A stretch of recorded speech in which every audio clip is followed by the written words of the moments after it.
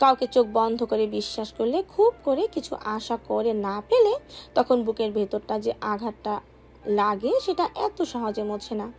তানভীরের ক্ষেত্রে এমনটা হয়েছে। বন্যার প্রতি তানভীরের অন্ধ বিশ্বাস ছিল। বন্যা মেঘের সাথে থাকলে মেঘ কখনো ভুল বা অন্যায় কিছু করবে না, সেই বিশ্বাসটা বন্যা নষ্ট করে দিয়েছে। নিজেকে নিয়ন্ত্রণ করতে না পেরে বাধ্য হয়ে রাতে বন্যার উপরও নিজের রাগ ঝেড়েছে। যদিও পরে সবটা জেনেছে, কিন্তু তখন কল দেওয়ার মতো পরিস্থিতি ছিল না। বন্যাকে ফোন দিবে ভাবতেই পকেটে থাকা ফোনটা ভাইব্রেট করে শুরু করলো। পকেট থেকে ফোন বের করতেই বন্যার নামটা ভেসে উঠল। অমনি তানভীরের ওষ্ঠপুট প্রশস্ত হলো। মাথা যন্ত্রণা, মনের অশান্তি যেন মুহূর্তেই গায়েব হয়ে গেছে। ফোন রিসিভ করে তানভীরের মোলায়েম কণ্ঠে বলল, আসসালামু আলাইকুম। বন্যা ভয়ে ভয়ে বলল, ওয়ালাইকুম আসসালাম। আবির ভাইয়া কেমন আছেন? আলহামদুলিল্লাহ ভালো, শুধু হাতে পায়ে আর মাথায় ব্যান্ডেজ করা, তবে বিন্দাস আছে। সরি। ওমা, সরি বলছো কেন? এমনি। ভাইয়া কি এখনো হাসপাতালে? হ্যাঁ, কালকে সম্ভবত বাসায় নিয়ে যেতে পারবো। মেঘ কোথায়? হাসপাতালেই আছে। আপনি কোথায়? আমি পার্টি অফিসে আসছি। তুমি কি করছো? ভার্সিটিতে আসছি। মেঘ কি আজ বাসায় যাবে না? ও মনে হয় বাসায় ফোন রেখে আসছে, কথা বলতে পারছি না। আমি হাসপাতালে গিয়ে বনুকে ফোন দেবো নে, তখন কথা বলে নিও।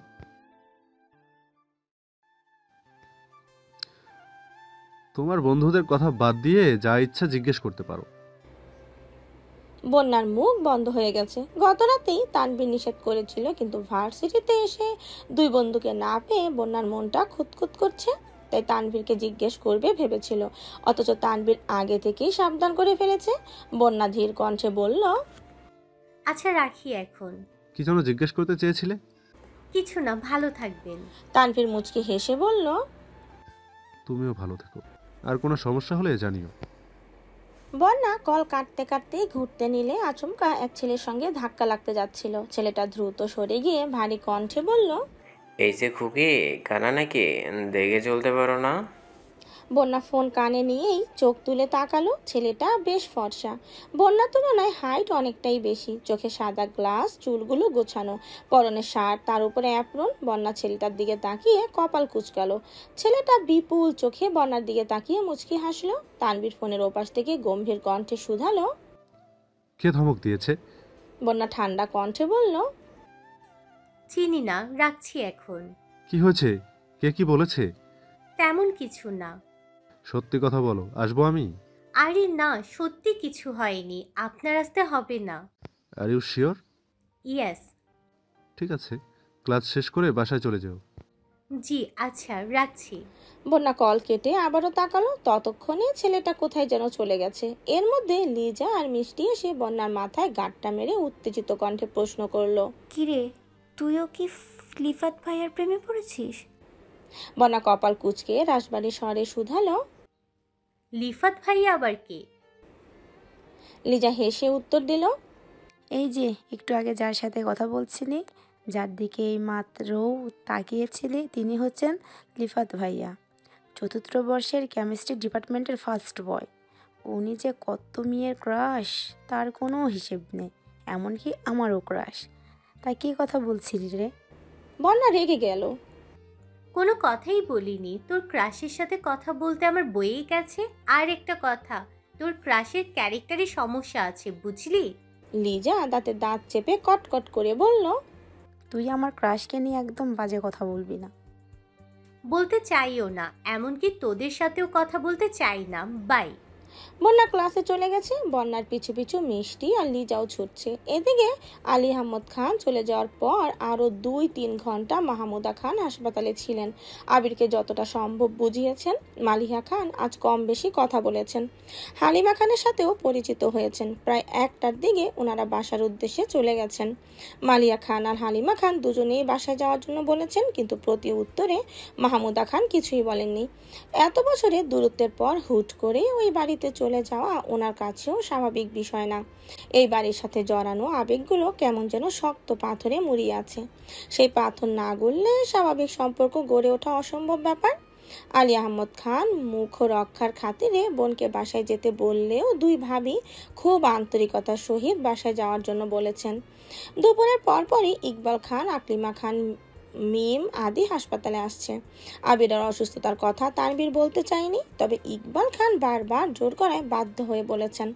বলতে দেরি হলেও তাদের রওনা দিতে দেরি হয়নি। ইমান আদি সারা রাস্তা কেঁদে কেঁদে এসেছে। আবিরের সাথে মিম খুব কম কথা বলে, হুটহাট দেখা না হলে মিম ইচ্ছেকৃত সামনেও পড়ে না, তবে ভাইয়ের প্রতি ভালোবাসার কোনো কমতি নেই তার। অন্যদিকে আদির আবদার করার একমাত্র জায়গাই আবির। বাইরে থাকাকালীনও ভিডিও কল দিয়ে প্রতিনিয়ত বলতো, ভাইয়া এটা নিয়ে এসো, ওটা নিয়ে এসো, কবে আসবা? এখনো তাই করে। হাসপাতালে এসে আবিরের অবস্থা দেখে দুই ভাই বোন থ মেরে গেছে। মাথায় হাতে পায়ে ব্যান্ডেজ দেখে আটকে উঠল। এমন অবস্থা বাস্তবে কাউকে দেখেনি তারা, এই প্রথমবার আবিরকে দেখছে। আকলিমা খানও অনেক বেশি আতঙ্কিত হয়েছেন। আবিরকে দেখেই আর্তনাদ শুরু করেছেন। ইকবাল খান স্তব্ধ হয়ে দাঁড়িয়ে আছেন, কিছুই বলতে পারছেন না। ওনার চোখে ভেসে উঠেছে বহু বছর আগে আলী আহমদ খানের অ্যাক্সিডেন্টের পরের দৃশ্য। তখন আলী আহমদ খান অ্যাক্সিডেন্ট করে প্রায় 6 মাস বিছানায় ছিলেন। একই রূপে নিজের ভাই বোকে কখনো দেখতে হবে এটা ইকবাল খান কখনো কল্পনাও করেননি। ইকবাল খান তাড়াতাড়ি আবিরের রিপোর্ট চেক করতে লাগলেন, হাত পায়ের অবস্থা বোঝার জন্য। মাথার চাপ বেশি খেলেও হাতে আর পায়ে খুব বেশি সমস্যা নেই।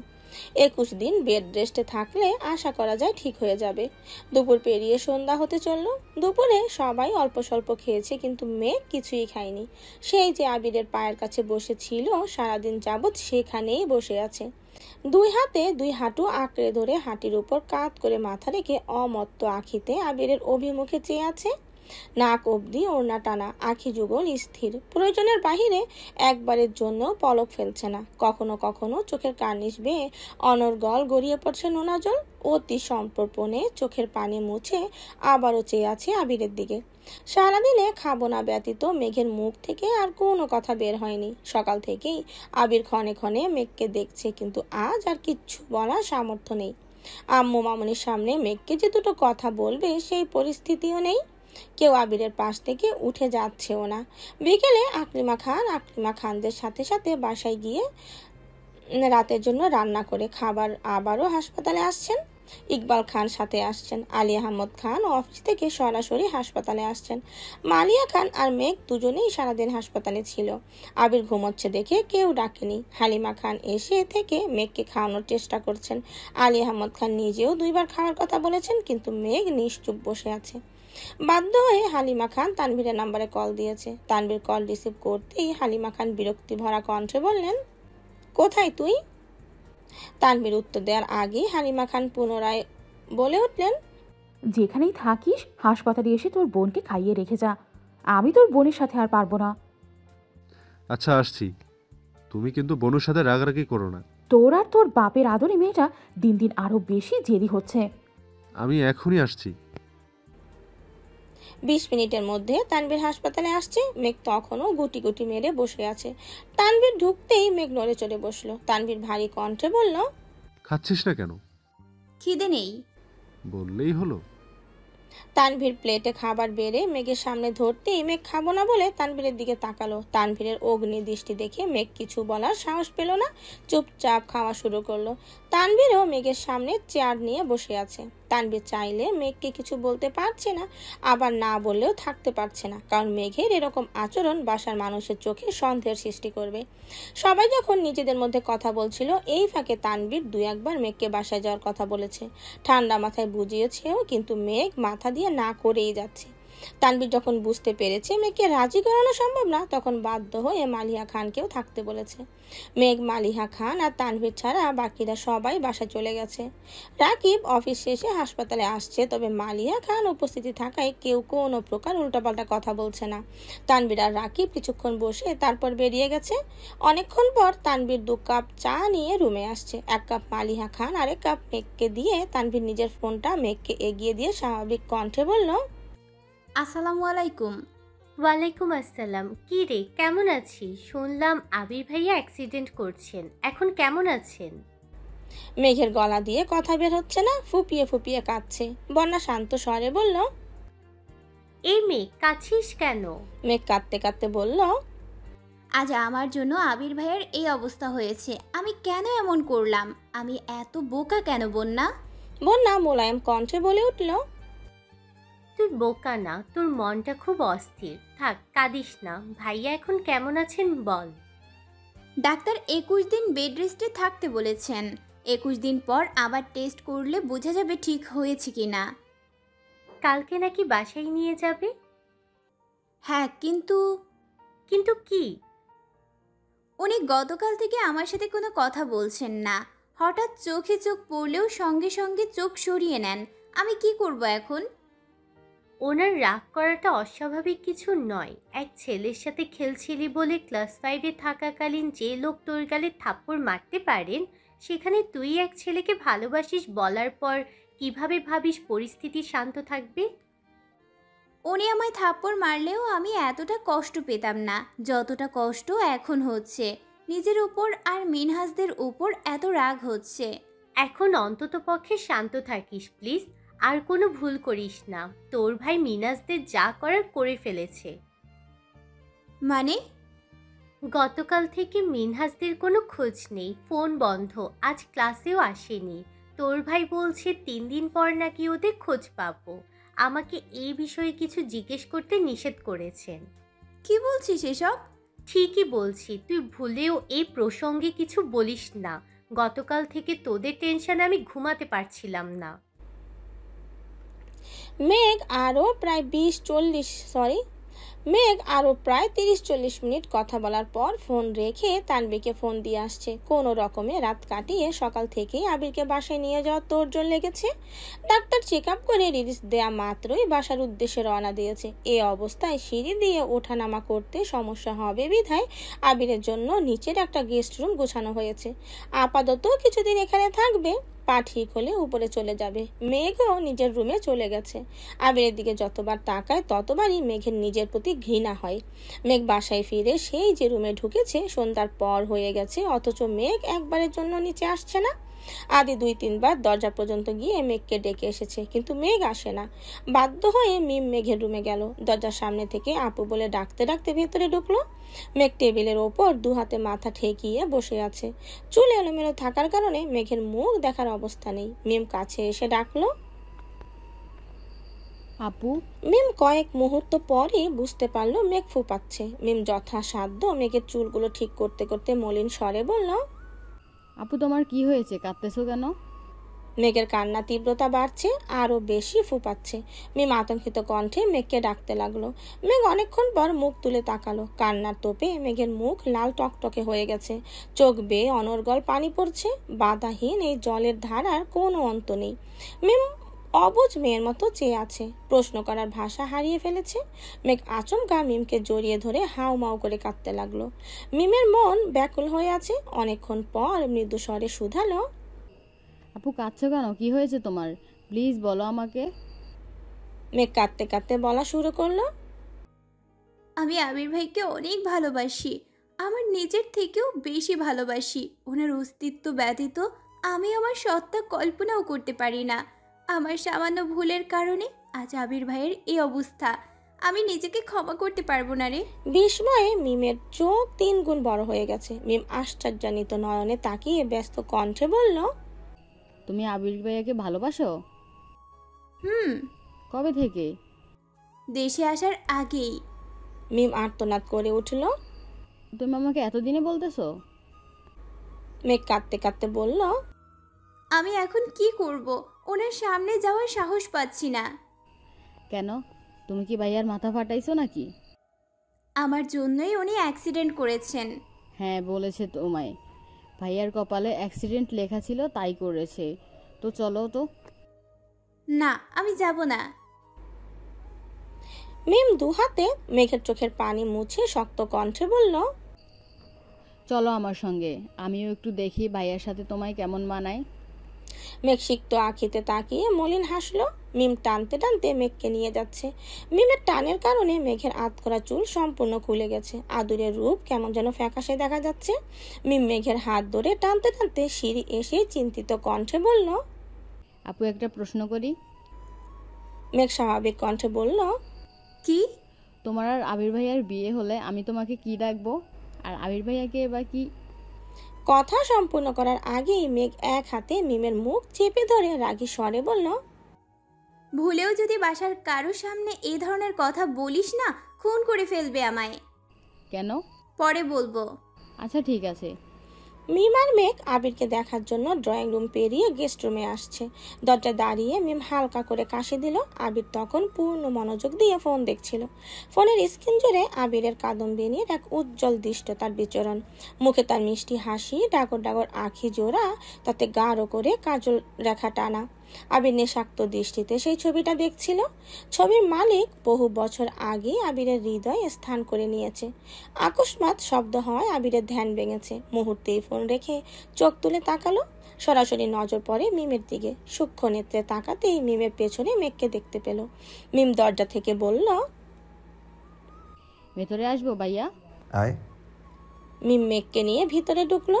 মেঘ চিবুক নামিয়ে রেখেছে। মিম টুকটাক কথা বলছে, কিন্তু মেঘ মাথা নিচু করেই দাঁড়িয়ে আছে। মেঘের নীরবতা আবিরেরও সহ্য হচ্ছে না, তাই বাধ্য হয়ে মিমকে উদ্দেশ্য করে বলল, আম্মুকে বল আমায় খাবার দিতে।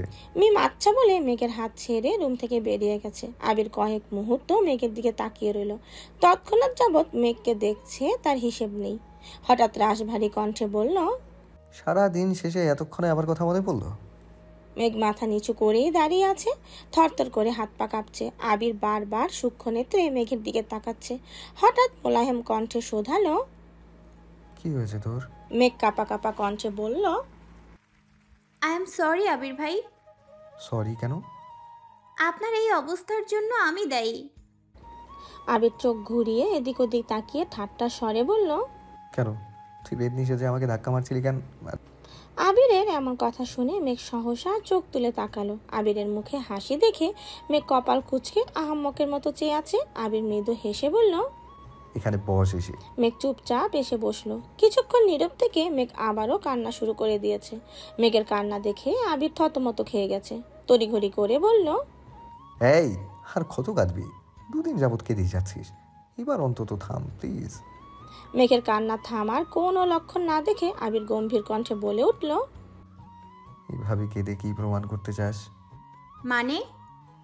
আমি তোকে মারি, তোকে কাঁদাই, এসবই প্রমাণ করতে চাস? না।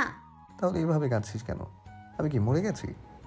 মেঘ সঙ্গে সঙ্গে আবিরের মুখ চেপে ধরে হুঙ্কার দিয়ে উঠল, আপনাকে সাবধান করে দিচ্ছি, মরার কথা কখনো মুখে নেবেন না।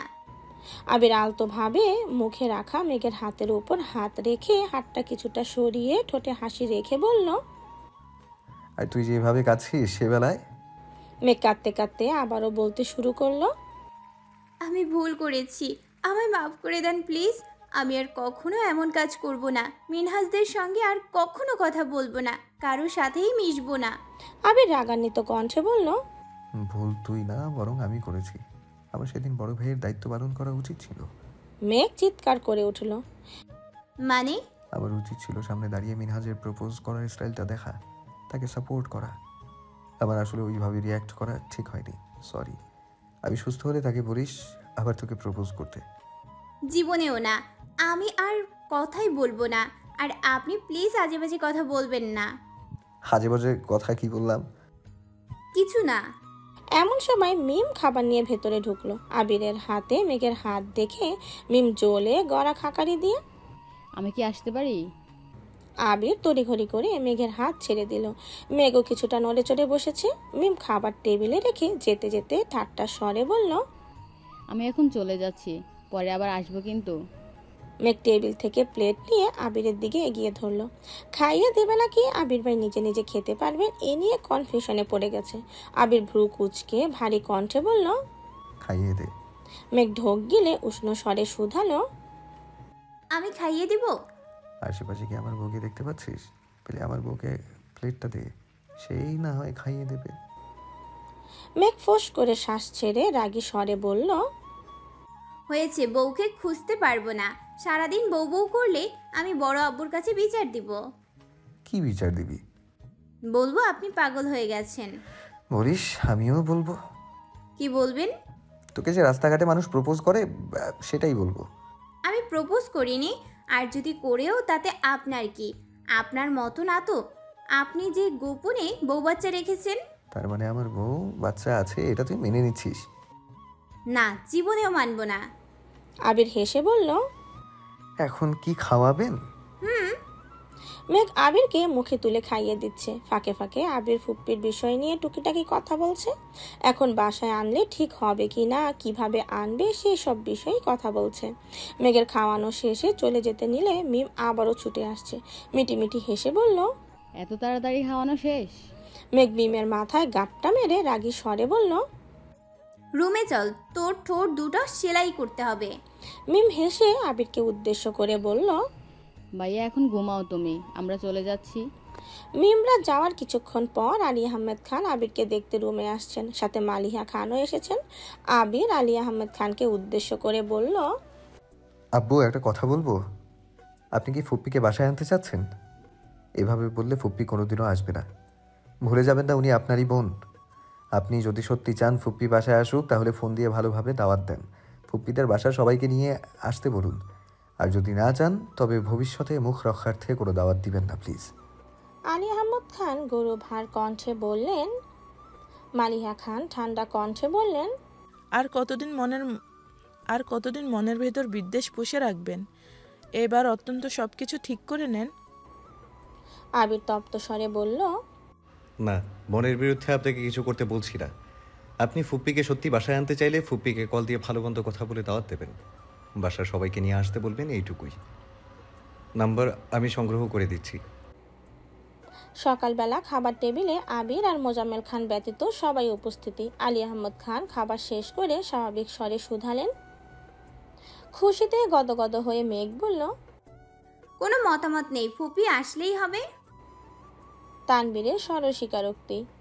আপনার বোনকে আপনি বাসায় আনতে চাচ্ছেন, এ ব্যাপারে আমাদের মতামতের থেকেও আপনাদের মতামতটা বেশি গুরুত্বপূর্ণ। আব্বু, আপনি, কাকামণি, প্রয়োজনে আম্মুরা আছেন, ওনাদের সাথে কথা বলে আপনার যা সিদ্ধান্ত নেয়ার নিতে পারেন। তানবীর মৃদু হেসে বলল। সে বিষয়ে আপনার টেনশন করতে হবে না। আমি আমার বোনের কিংবা আদি ওনাদের মনে আঘাত দেওয়ার মতো কোনো প্রকার খারাপ আচরণ করব না। আপনার এবং এই বাড়ির সম্মান রক্ষার্থে আমরা আমাদের সর্বোচ্চ চেষ্টা করব।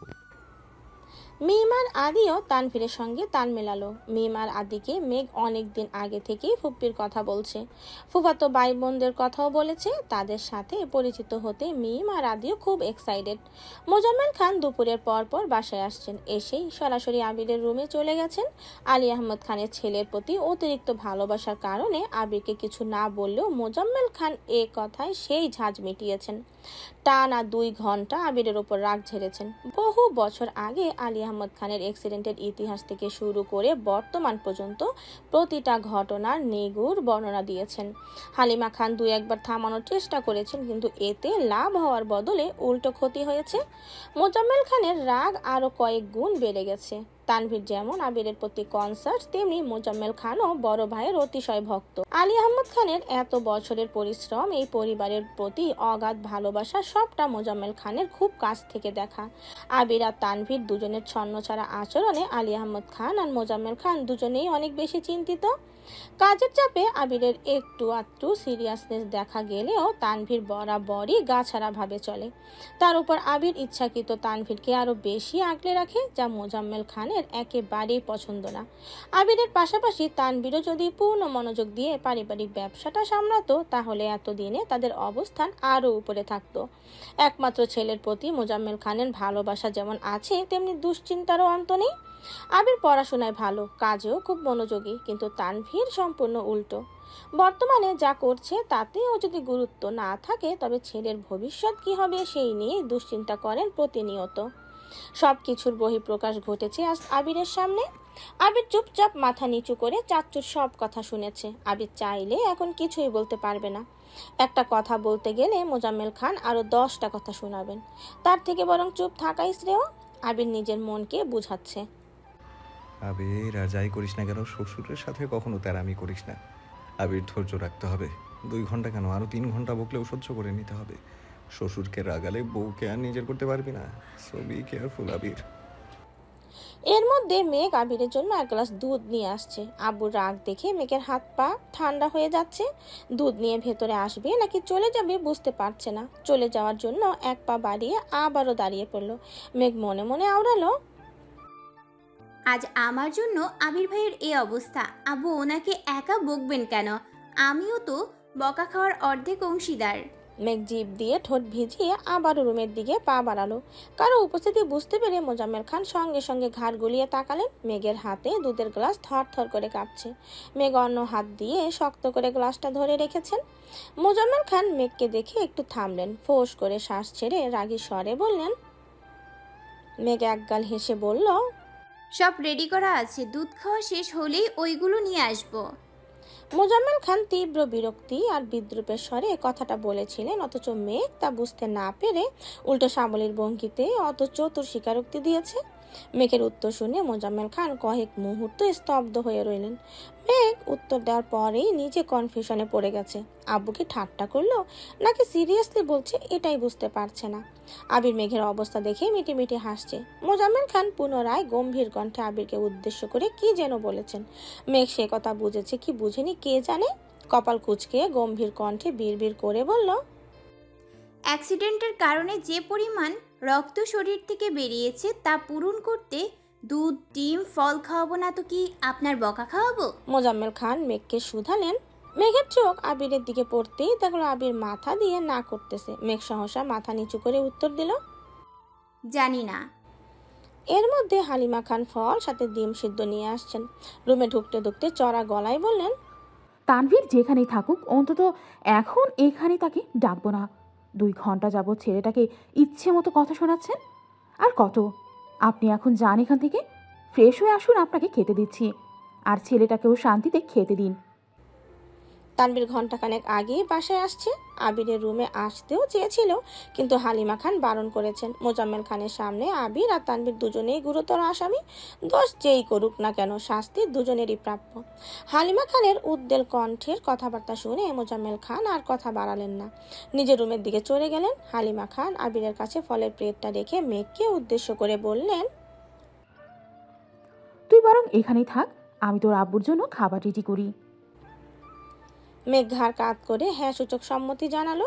হালিমা খান চলে যেতেই আবিরের ফলের প্লেটের দিকে তাকালো। হিমোগ্লোবিন বাড়ানোর জন্য যে সব ফল বেশি গুরুত্বপূর্ণ সেসব ফল প্লেট ভর্তি করে নিয়ে আসছে। আবির ভাবলেশহীন কণ্ঠে বলল, এত ফল আনছিস কেন? কে খাবে? আপনি খাবেন? এত ফল খাইয়ে একদিনে আমার শরীর ঠিক করার প্ল্যান করছিস নাকি? একদিনে না পারি কিছুদিনের ঠিক করেই ফেলবো ইনশাল্লাহ। আবির সুস্থির কণ্ঠে বলল, এত খেতে পারবো না, যেটুকু পারবো সেটুকুই খাবো। মেঘ মুচকে মুচকে হাসছে। মেঘের রহস্যময় হাসি দেখে আবির ভ্রু যুগল নাকের গোড়ায় টেনে রাশ ভারী কণ্ঠে শুধালো, এভাবে হাসার কারণ কি? মনের ভেতরে কি চলছে? মেঘের মুচকি হাসি প্রখর হলো। বেশ কিছু সময় চলল মেঘের অবাধ হাসি। আবির বিস্তীর্ণ আঁখিতে চেয়ে আছে তার কাদম্বিনীর দুটি নেত্রে। আজ কতদিন পর আবিরের প্রিয়তমার অকৃত্রিম হাসি দেখছে, যাতে নেই কোনো কৃপণতা। দীর্ঘ সময়ের হাসির নিমিত্তে মেঘের চোখ দুটো টলমল করছে। গাঢ় কমলা রঙের একটা জামার সাথে সাদার মধ্যে হ্যান্ড প্রিন্টের একটা ওড়না মেঘের গায়ে জড়ানো। কমলা আর সাদার কম্বিশনে মেঘকে আজ অপরূপা লাগছে। সেই সাথে ঠোঁটগুলো আজ মাত্রা অতিরিক্ত লাল দেখা যাচ্ছে। চোখের নিচে কাজল কিছুটা লেপ্টে আছে। নিরবধি হাসির কারণে ঘামে চিকচিক করছে নাকের ডগা। কোনো রমণীর প্রেমে পড়ার জন্য এর চেয়ে বড় কারণ বোধহয় আর হয় না। মুগ্ধতায় আবিরের 2 চোখ আটকে গেছে। নিঃশ্বাস ভারী হয়ে আসছে।